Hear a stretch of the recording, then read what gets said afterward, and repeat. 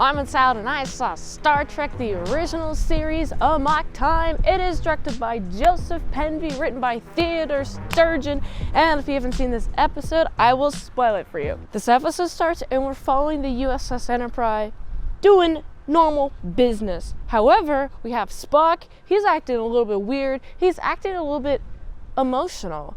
You know, that's weird. Why would he be acting emotional? I love this because why? There has to be something insane happening to have him act so emotional like this. And usually he's able to explain his way via logic, but he's so touchy-feely about this subject. He's like, no, I don't want to tell anyone what's going on with me. Just get me to Vulcan. And there's orders from higher up telling them to go to this planet. They got to go to this planet at the specific place, specific time. You have no time for detours. And what's fun, the tension of this episode, is we gotta get Spock to this planet. And we have higher-ups being like, hey, Kirk, you have to go to this planet that we're telling you to go to. And meanwhile, Spock's like, you know, being a little bit of an emotional guy. And I love it. Oh, man. You know what's great about Vulcan when they get there? It's so dry. Unlike where I'm at right now, which is incredibly windy. I'm on a windy planet right now. But it's nice. I don't think I'd be able to survive the Vulcan heat, though. I mean, I'm a Vulcan myself, but, you know. Oh, yikes. I don't like the heat that much. So anyway, we have Spock being emotional, irrational, going insane. And he has, like, a whole episode. I need to go to Vulcan. I need to go there, right? And we have a little fisticuff going on between them, but it takes a little bit of a while to have them seduced, chilled out. We gotta chill out Spock, but finally he tells Kirk, it's an order, you have to tell me, it is on my name. My name. I'm defying orders for you, Spock. Why do you want me to go to Vulcan so badly? And so he's like, well, every 7 years, there's this emotional hormonal imbalance thing that just happens, and if we don't have sex with somebody, then we're going to go insane, or we're going to be incredibly illogical, irrational, even die. And so I like the tension even further. Spock will die, and if Kirk doesn't go and take him to Vulcan, Spock will die. If he defies the orders of higher-ups, then he will die in a career sense. So this is a fun tension being built. But I do like that they go to Vulcan. They end up at Vulcan, incredibly hot. There's like a few people there. There's like this whole ceremony actually. Spock has a wife, but this wife has met a pure blood Vulcan, and Spock is, you know, feeling this hormonal drive. He has to have sex with that chick. And there's this whole ritual where Spock has been mated with somebody when he was a youngling. So whenever this 7-year hormonal thing occurs, then they can have the sex and do all the fun jazz, and then they can be on their logical ways.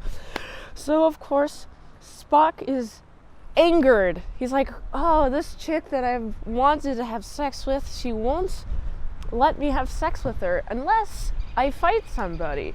And what's interesting is this chick, she's like, oh, I'm gonna have you fight Kirk. Kirk accepts, but the terms are, it's a fight to the death. So obviously Spock being very strong, he's a lot stronger, he's on his home planet, and Kirk is weak. He's dealing with the air. Oh no, the air. Oh, it's so thin. I love McCoy. He's there. He's got a big brain on his shoulders, McCoy does. He's like, oh, hey, there's an official here, T'Pau. She rejected being into the Federation Council, so she was the only Vulcan that's ever done that, anyone that's ever done that. What's interesting is that she is here overseeing this, and McCoy is like, hey, can you let me do an oxygen thing so he can fight better, and then like give him a little injection.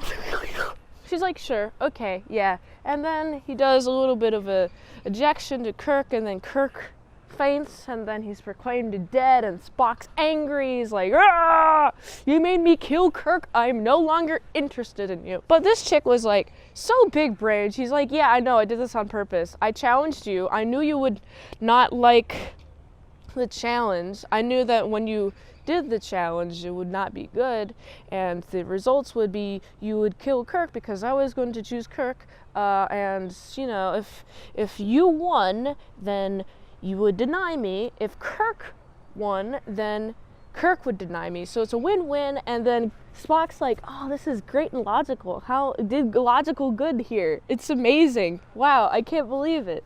I like how this chick logicked her way out of a marriage that was a ritual from their childhood. So it's like very sacred. But she was able to choose a man. So she is happy. And Spock is like, whatever, I'm disinterested in you. All right, I feel logical again. Man, Kirk's not alive. This makes me sad.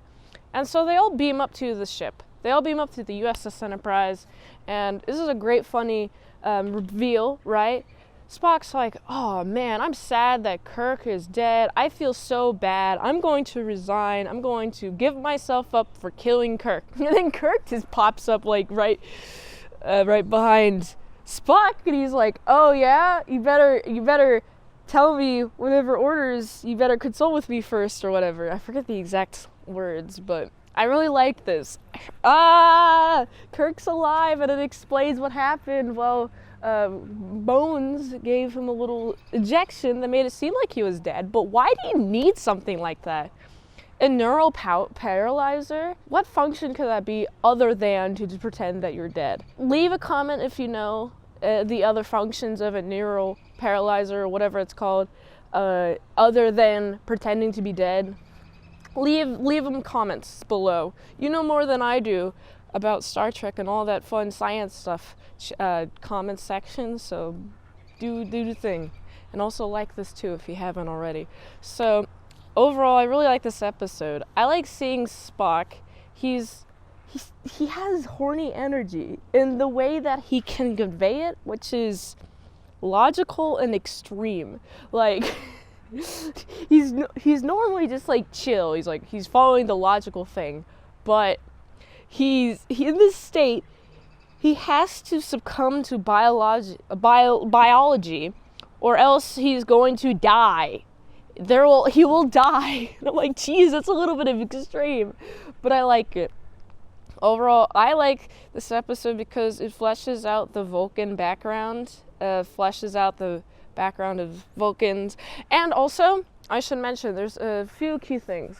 First, this is the first appearance of the gesture and saying long live and prosper before Spock leaves, which is fun.